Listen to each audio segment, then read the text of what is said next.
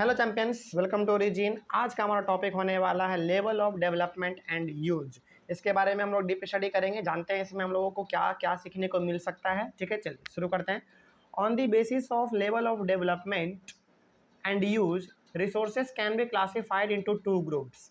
Level of development of use को भी हम लोग दो अलग अलग हिस्सों में हम लोगों ने बांट लिया है। पहला है हमारा actual resource and potential resource. देखते हैं कि आखिर एक्चुअल रिसोर्स हमारा होता क्या है और पोटेंशियल रिसोर्स हमारा क्या होता है। ठीक है, देखिए यहाँ पे लिखा हुआ है हमारा एक्चुअल रिसोर्स का डेफिनेशन और यहाँ पे लिखा हुआ है हमारा पोटेंशियल रिसोर्स का डेफिनेशन। क्या है देख लेते हैं। Actual resource are those resources whose quantity is known and which are currently being used.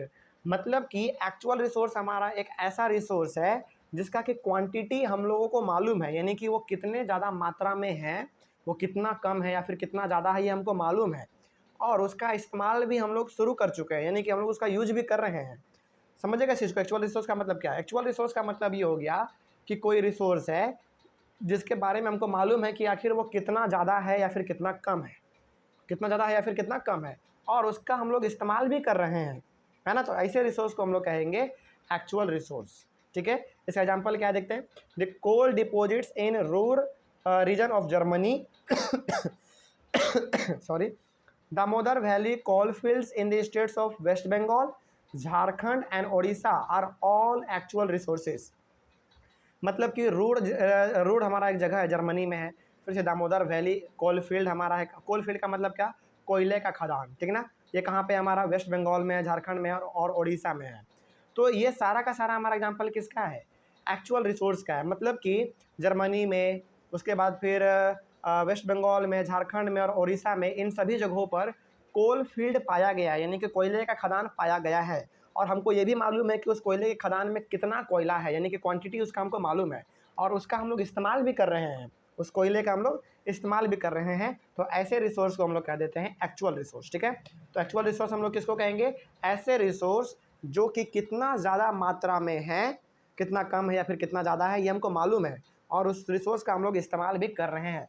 तो एग्जाम्पल में आप लिख सकते हैं कोल फील्ड, कहाँ कहाँ का कोल फील्ड, यानी कि कोयले का खदान कहाँ कहाँ का? रूर रीजन जो कि जर्मनी में है।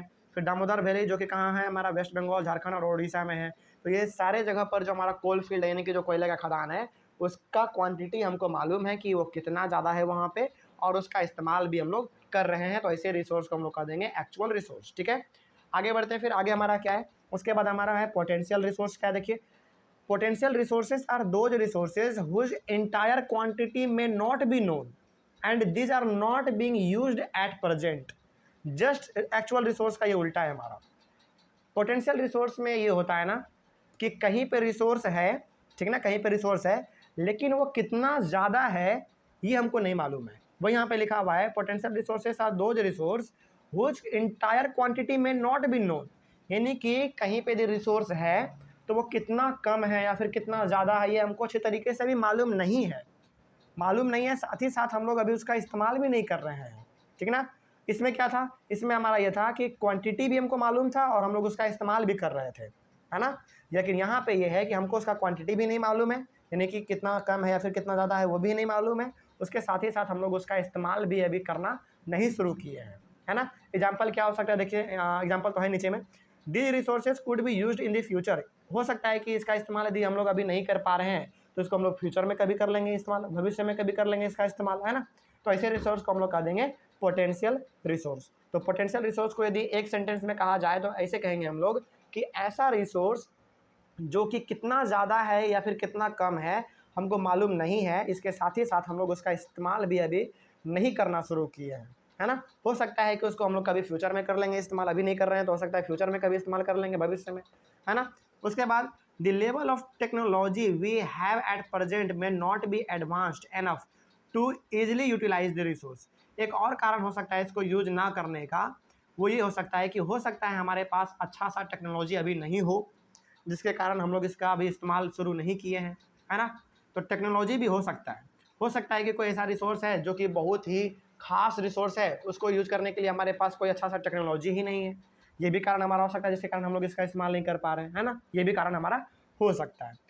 उसके बाद देखते हैं the uranium found in Ladakh. Ladakh हमारा जम्मू एंड कश्मीर के थोड़ा सा ऊपर है, वहाँ पे लद्दाख है। लद्दाख में यूरेनियम हमारा पाया गया है। Uranium found in Ladakh in example of potential resource that could be used in the future. मतलब कि लद्दाख में यूरेनियम हमारा पाया गया है, लेकिन यूरेनियम कितना ज़्यादा वहाँ पे है या फिर कितना कम है ये हमको मालूम नहीं है। इसके साथ ही साथ हम लोग अभी उसका इस्तेमाल भी शुरू नहीं किए हैं। हो सकता है कि हमारे पास फ्यूचर में अच्छा टेक्नोलॉजी आ जाएगा, एडवांस टेक्नोलॉजी आ जाएगा, तो हम लोग हो सकता है उसका इस्तेमाल फ्यूचर में कर लें, है ना। तो ऐसे रिसोर्स को हम लोग कहेंगे पोटेंशियल रिसोर्स। ठीक है, चलिए thank you very much. I hope आपको ये दोनों समझ में आया होगा। आने वाले क्लास में हम लोग पढ़ेंगे ओरिजिन के बारे में। ठीक है, चलिए thank you very much and have a nice day.